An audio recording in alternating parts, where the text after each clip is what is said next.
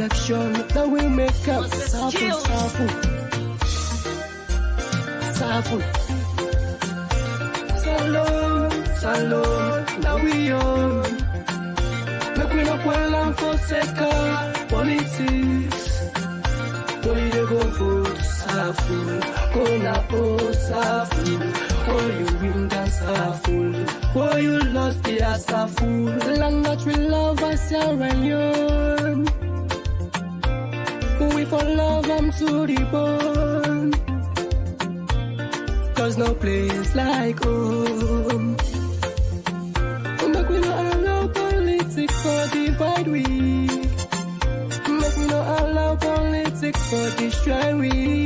Yeah, you be Mendes, you Leonian, Sini, you Leonian, Limba, you Leonian, Pula Soso, you Leonian, Easy Kono, you Leonian, Rio Kanko, you Leonian, Soso Madingo, you Leonian, Loco, you Leonian, Unala will stop the violence.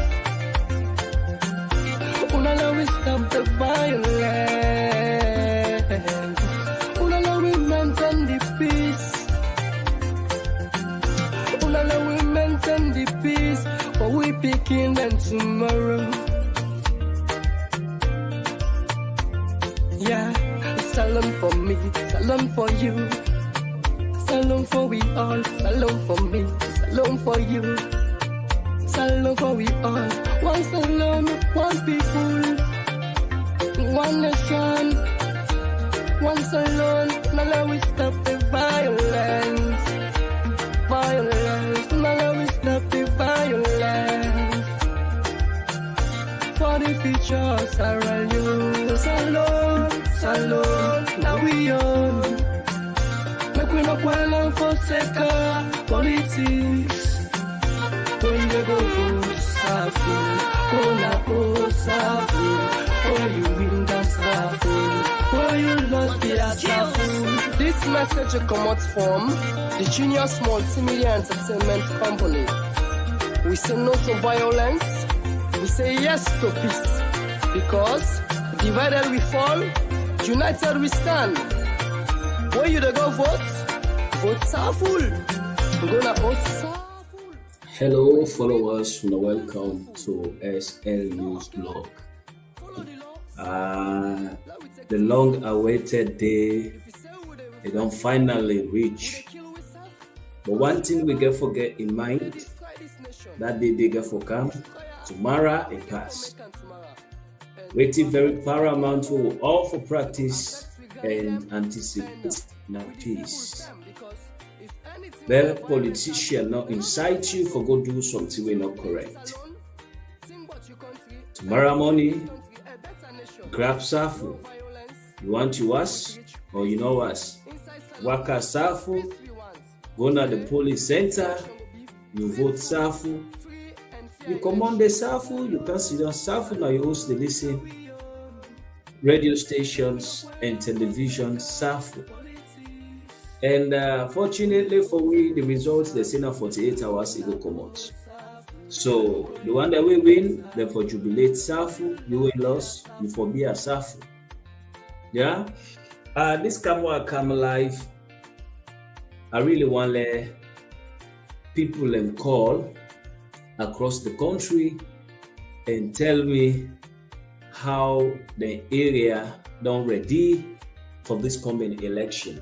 So therefore, watch like the screen, you go see the number, you go call and tell me how your area day, how prepared your area day, how peaceful your area day. Watch now the screen, you go see the number. La help convey this particular message. The Guineans that will be registered, the Sierra Leoneans that will be in Guinea will be registered, we want come vote. I think they get some problem with the arranged transportation. So one day will be there in charge, they will make sure say then go by all means and bring them people and they right for votes. By right self, every country, besides Sierra Leone has a bid for votes. But now small, as time they go, we will reach to that stage.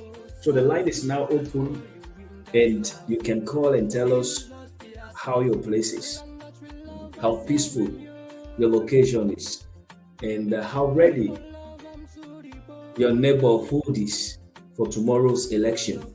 Just look on the screen, you can see the number very close to the WhatsApp logo. It is now left to trick. You can call via WhatsApp or you give me a direct call. Whilst I'm waiting on the first caller, let's listen to this message.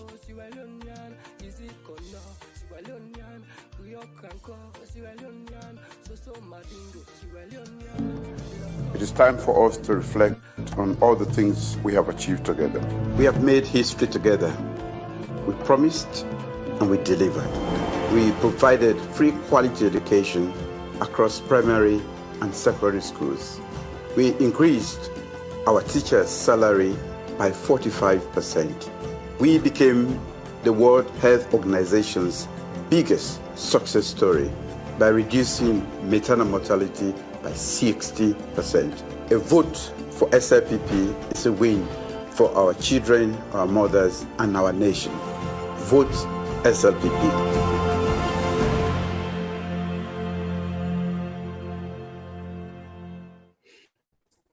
Guys, that is the message from the leading presidential candidate in the coming election. And we'll be voting in 2018. We all see the impact we are creating in the country with all the global hurdles. But he was able to deliver in most of the promises we make. So the line is still open. And they can play an interview with them do with the next ECSL commissioner, observers, international observers, and committee ask him questions. How he respond to them. Let's listen.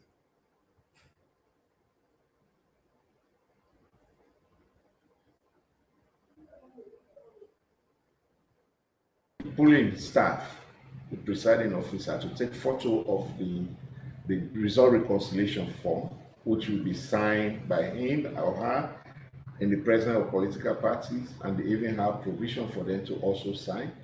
And the copy of that is given to political parties, and then the photo of the original is taken and sent through our system to our servers, just for the record and administrative purposes. But for the talent, we are doing the same procedure we had followed, and then we have backup, which we might compare if there are any issues. So these are the key issues which we have been, All People's Congress have been raising, which we have discussed severally before even the demand for us to resign if we don't address these concerns. So we are happy that yesterday they have accepted the voter register we gave them since 8th of this month, containing the names and photos of all registered stations and centers, other than what they recently requested for us to provide the biometric details, the all personal information, which we had refused to provide it because of obvious reasons, including protection of personal data and including misuse of this data to create problems on the polling day. So in the nutshell, the commission, we are set. Going forward, for the next electoral cycle, we are not going to conduct by-elections because we are using the PR system. And therefore, the law gives us the power to do continuous voter registration, which means during the electoral cycle, we will be doing continuous update of the voter register, especially taking the background of the issues relating to the voter registration process, which we have a data and information as far back as 2016. We need to update those records with new photos of qualified reunions. So this is going to be part of our engagement with donor partners.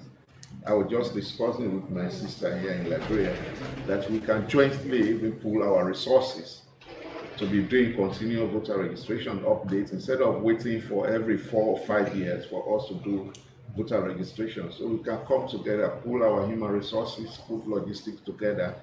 We can also pull together logistic for even printing of ballots in this Mano River Union, which will make it easier as long as we have a secure and transparent environment for us to bring this.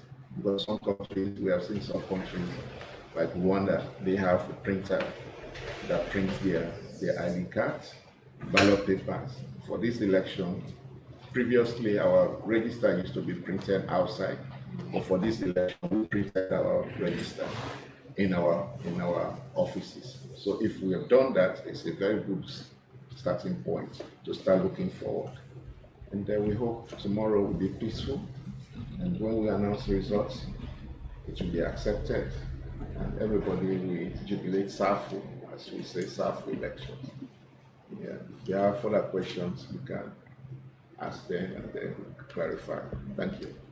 Thank you so much. Really appreciate you taking the time to speak with us. I know it must be busy on the eve of the election. There's a lot of demands, but really appreciate it. I had a question on the PR system. Do you feel that most citizens will know what to expect when they come to vote, right? Because they'll be looking at different, I mean, we've seen your videos you've put out, but do you feel that enough has been done on the civic education part that folks are really prepared? Or do you think there could be confusion when folks come and collect their ballot papers and they go, wait a minute, which one am I voting? Like, do you think, because I saw you're color coded as well, but I'm just curious your thoughts on that. I mean, obviously, you're doing the best that you absolutely can within the time frame you had to educate, but just curious if that's also, if moving forward with that staying, will there be more effort also to continue that? Yeah, basically we did, as you mentioned, we did our best under the circumstances to ensure that we do comprehensive voter education. The funding we received from ECOWAS, we used that to recruit over 30 civil society organizations that we train on the PR system and other voting education, and we deploy them. But as I mentioned to other institutions, other delegates, political parties are not helping in terms of voters' education. We explain to them the calculation, the procedure for allocation of seats. We're expecting that they will use that to also educate their bases or their supporters. But rather, of the last 1 or 2 weeks has all been on ECSL. So the messaging that was supposed to have been done to the voters, you know, in terms of the political parties, has always been based on getting people to vote for them, which are explaining how are you going to vote for me, and if you vote for me, what percentage of the votes that will be representing the number of representation in parliament or at the council. However, given our history, political history, well, it's difficult for third party to prevail. Many have come 1 year, they will be very vibrant. By the time we get into the end of the electoral cycle, they are no longer existing. So people have used to these two traditional parties, either the red sun or the green palm tree. So they are not normally looking out for the faces, but they are just looking for the symbols. So they only look for these symbols and then cast their votes wherever they want to vote. So I think that's the positive side of it in terms of their voting, because they are not looking for majority of Sierra Leoneans, especially in the provinces. They only look for these symbols and they cast their vote. So that's the issue. But we think going forward, without being apprehensive of the institution, they can also be very much used for political parties. They can add value to the voter education. On our part, we've done what we could, and we have explained the procedure of allocation of seats to political parties who are much more interested in the allocation of seats based on their votes they receive at the poll. But it will continue on the polling day tomorrow on polling day, when the voters arrive, we have 2 sets of ballots. The first presidential and parliamentary. They will tell you This is for presidential, this is for parliamentary. When you cast, you go and receive another set of ballots for the council chair and the councillors. So that make it easier. Yeah. I'm just curious to know from you, because I know part of the issue has been political parties around making sure that the votes that are casted are counted in their words. What's the assessment of political party representation in terms of observation? Have you guys been able to credit sufficient of them based on their request to be present at the polls, and how much information is out to the public? Because sometimes political parties give out information that they already have, but they give out wrongly, which tend to put citizens sometimes at the way they perceive the electoral commission. So I just wanted to know where. We have printed over 90-something thousand accreditations, and each political party that participates in this election in their districts, we have dispatched all the accreditation for their agents. Each station is required, a party is required to send 2 representatives, one at a time. Not the 2 of them will be present. One will be there, and then if he or she gets tired, then it will be replaced by the other.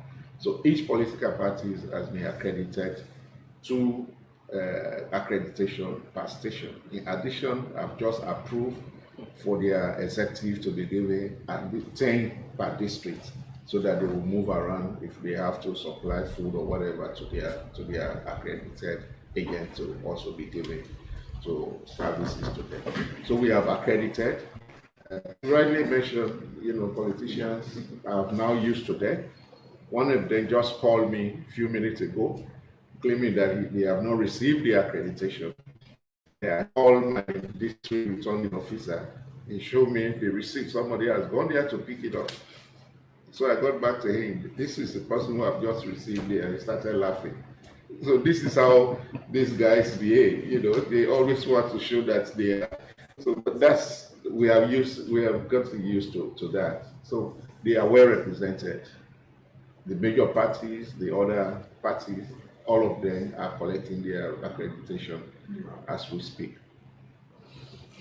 So I know you still, just as part of looking forward, if you were to talk to us as International Republican Institute about where you want to see the EC in the next 2 years, some of the critical reforms that you would want to see and you want to push through before maybe in the next 2 years, what would that be? Wow. What would that be? I just want to survive the next few days. If we survive the next few days and we learn the lessons. This is a struggle. We learn the lessons from what we've learned over the past few years. We want to move into developing on the base of the voter register, because that's crucial. There has been a plan for us to link to the National Civil Registration Authority, because the law says they can provide data to us. But that has created some level of inconvenience for the ECSR, because, for instance, one of the evidence the All People's Congress presented that we have a voter register with photos of minors, but forgetting to point out that these photos were taken 5-6 years ago. At the time, these kids were minor in terms of voting age, but by this election, they are of voting age. But because the NCRA did not update the photos to the current photo of these voters, we have still the old photo given to us when we were doing the voter registration verification. So for us, that's going to be our project going forward, because we now have the law to do continuous voter registration. And in that process, we can use the opportunity to update photos, to update other details. So we'll not wait until 5 years before we go back to start looking for. Actually, and there is a starting point in terms of the system we developed was developed by Laxing in the Australia company, and then we have some number of laptops. And so that's where we're saying the 2 countries can come together to see if we can have a structure in place either to have our own printing, we have our own system that we can do the voter registration. And there's so many lessons we will share after the elections that we don't need to wait. We'll give ourselves 6 months. By next year, we'll start implementation of the reform that is required. Thank you. So, anything you want to add? So I think we're hopeful that tomorrow will be, by and large, peaceful. But in the event there are pockets, let's say, of some frustrations and unrest, what has the EC done in planning for that? Are your commissioners coordinating with local authorities to help manage and mitigate that, or what is the plan around that? I mean, we hope it nothing comes to that sort, but curious. Yeah, we work closely with the security sector. I also attend the security sector committee meetings. So there they have put in place their plans. They have also done, before 6 months ago, they have done risk assessment, security threat assessment, and the deployment. They have been very much, supportive in terms of our deployment. We're going to have security at polling stations, not closer to the polling centers, but within the vicinity. And they will be having mobile team if there are any issues. And we hope there will be no problem. The law says if there are cancellation, one of the reasons we can cancel the result if violence occurs. And if the impact of that violence or the outcome of that result will not negatively affect the outcome of the global result, we can take out that aspect and still proceed the announcement of results. However, I think nerves have now been calm. I'm sure there's going to be a huge turnout for people to participate, but we hope there will be no violence. But if it occurs, as long as the impact is not grave on the global outcome of the process, we can assess and then we take the right decision.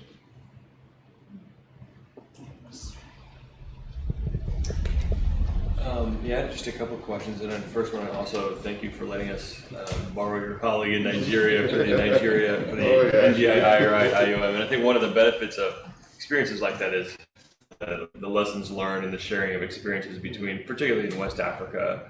And one of the things that sort of we noticed there, and we don't expect this, but in the event of delayed openings in polling stations, is there a provision for extended time? So in Nigeria, there was, that it was 8 to 2, it was a shorter period of time. You guys at least have it extended from 7 to 5, which gives more time.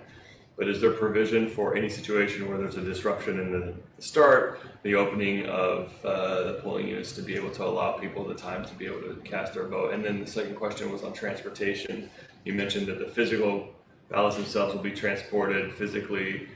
We had some issues in Nigeria where there were ad hoc staff that were stuck in points and were waiting, and no vehicles ever came. In one case, a party agent vehicle drove them to, so obviously not an ideal situation, but just a couple of what provisions you guys have in place for circumstances like that. For us, we have learned a lot in terms of movement of material and staff, and that was tested during the voter registration period.